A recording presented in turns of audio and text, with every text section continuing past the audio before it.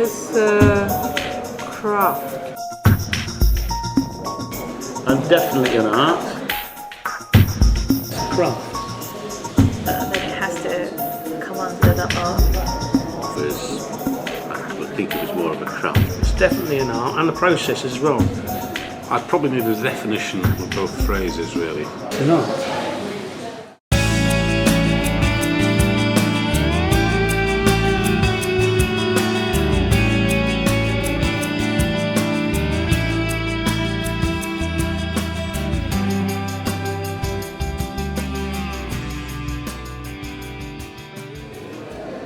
I think it's craft, right?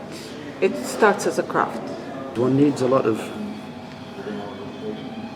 craft in order to do things correctly and neatly so the effect is good. But you need the art to sort of create the original idea. I suppose it's probably a mixture of each or whatever.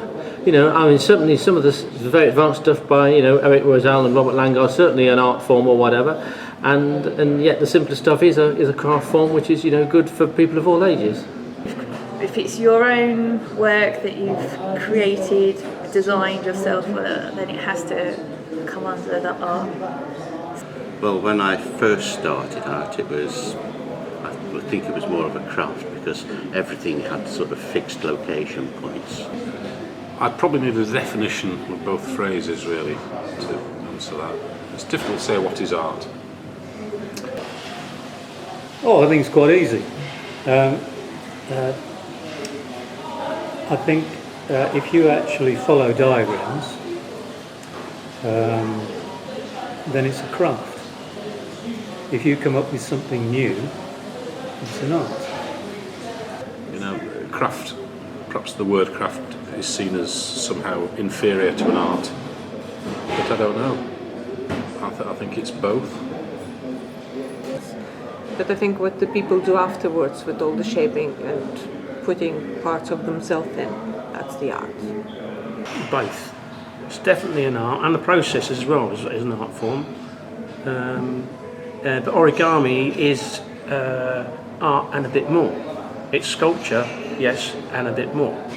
And definitely an art because it's individual people's interpretation of a subject. It can be a classic sort of almost like reproduction of an image, but it can also be like sort of cartoon caricature, abstract, geometric, everything.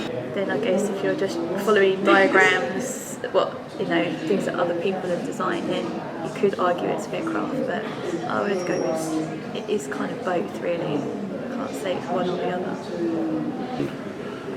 And then, as actual location points became more free, it was open to interpretation by the person who was folding it, so I think it became more of an art then.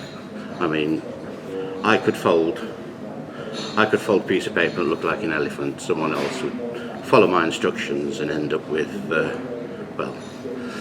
let's say something which didn't quite fit the bill. And it's meditation as well, and a bit more. It involves everything. You can't define origami down to one thing, and the finished process it can be an art form or a craft, depends on your outlook. And it's also a craft because it can be reproduced and sort of, you know, in bulk as kind of artwork, and it's using paper sort of material that's available, and I think a craft is almost like more accessible than possibly art is, because it's something that's almost like anybody can sort of try their hand at. Depends on your definition. Some stuff is just pure craft and nothing else, and some stuff is pure art, but there's not much of that. I would like to see a lot more pure art in origami, personally speaking, and I try in my own small way to produce such things, mostly failing. The only other thing I would say about art, and Eric Rosal taught us this in a way, is that it only becomes art in the general public's view if there's money attached to it. And the problem with origami is that it won't last forever. It's not like a sculpture or a bronze or an oil painting or a watercolour rather, that looked after or looked after well. Origami will generally deteriorate unless you put loads of lacquer over it, which spoils it. But I like to think that if we've actually come up with something new, that is the art part of it. So it can be both things.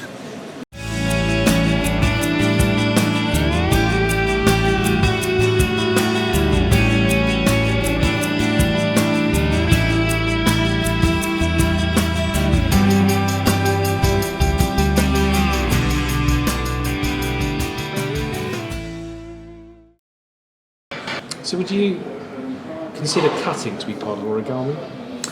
I don't like cutting in origami now, so no, if it's got cutting in, I won't touch it.